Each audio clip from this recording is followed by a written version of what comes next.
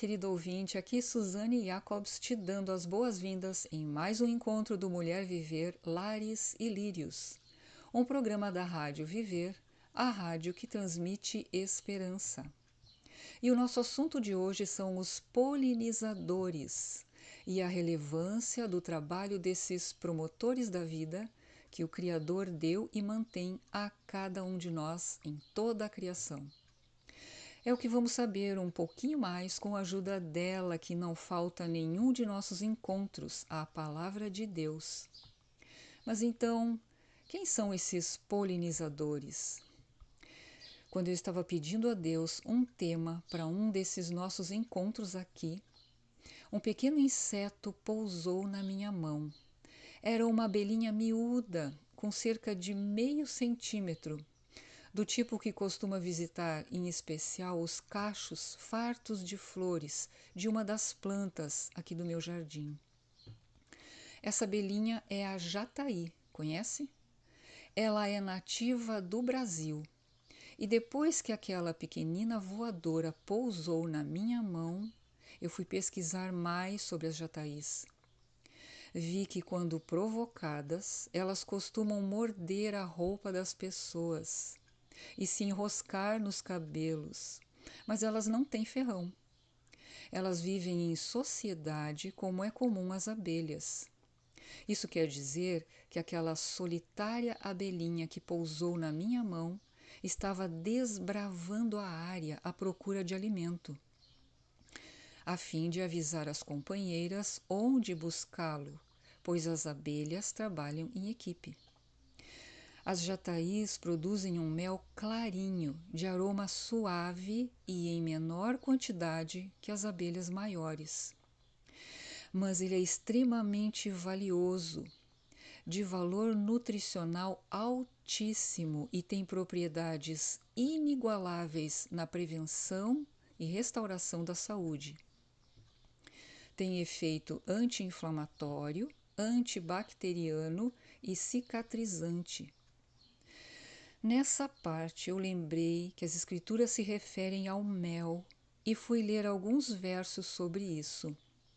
Passei por Provérbios 24, 13 e 14, onde o rei Salomão diz ao filho que o mel é bom e o favo de mel é doce ao paladar. E eu logo pensei no livrinho Doce e Amargo, mencionado pelo apóstolo João em Apocalipse 10, 9 a 11, onde ele fala com um anjo que tem nas mãos um livro aberto e cuja descrição aponta para o Senhor Jesus em glória e majestade.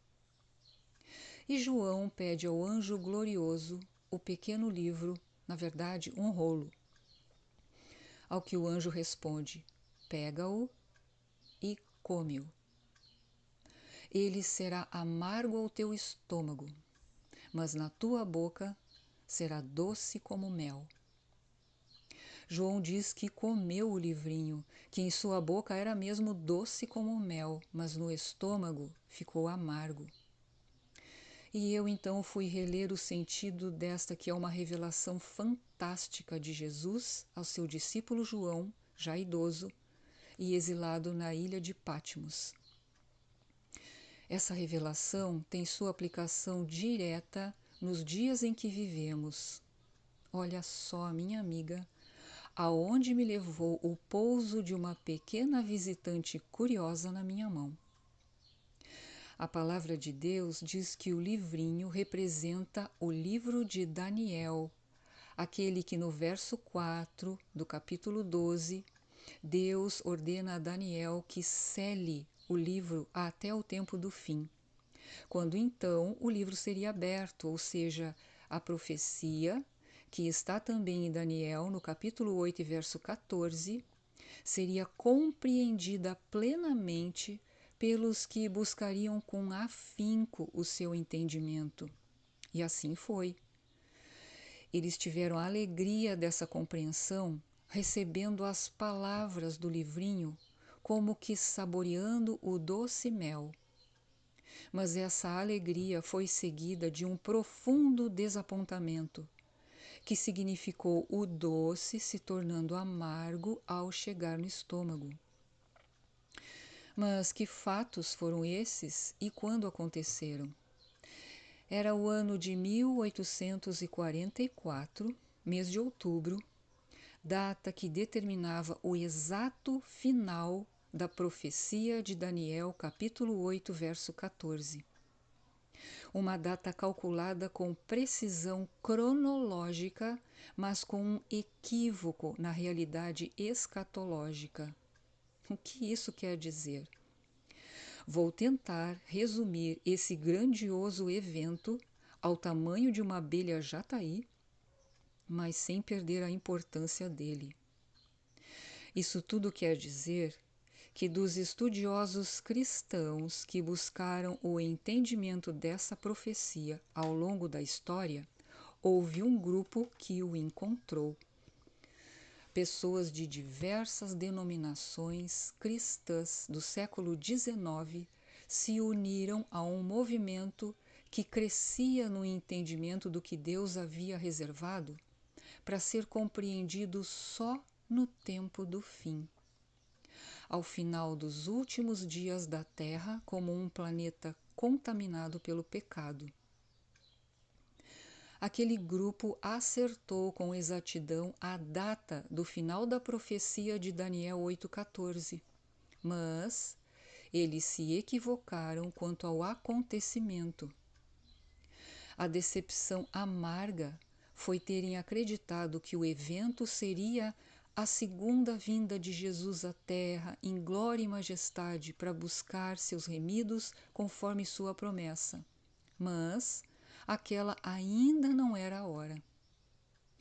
Os estudiosos naquele momento não haviam se dado conta da relevância do verso 11 de Apocalipse 10, onde João escreve: Então me disseram, importa que profetizes outra vez a muitos povos e nações e línguas e reis.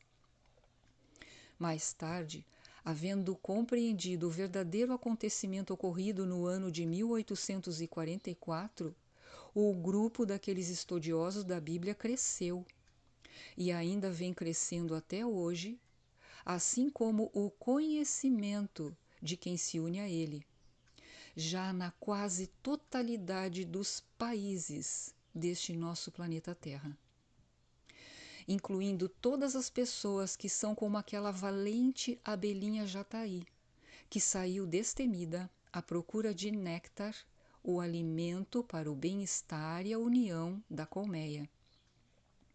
Pessoas que buscam o alimento espiritual que as sustém e as mantém unidas, enquanto aguardam o retorno do seu Senhor. Falando em crescimento, amigo ouvinte, quero aproveitar nosso encontro para te deixar a dica de hoje, que é onde encontrar alimento espiritual genuíno, direto da Palavra de Deus, sobre esta e outras profecias. A sugestão é acompanhar os episódios sobre o livro de Daniel no programa Examinando as Profecias do colega Marcel Carduz, aqui mesmo, na Rádio Viver. Fica a dica, pois assim como a abelhinha jataí, devemos buscar o néctar precioso, de flor em flor, verso a verso, nas valiosas escrituras, lembrando que somos os lírios dos campos do Senhor, florescendo em nossos lares, permitindo que Ele faça um jardim imenso através de nós, proclamando ao nosso jardineiro a glória, aos lírios como nós a graça, e ao mundo a luz que anuncia: ora vem, Senhor Jesus.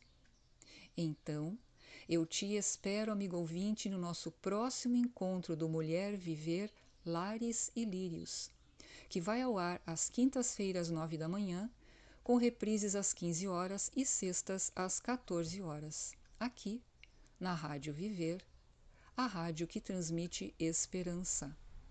Deus seja contigo, querido ouvinte, e até lá!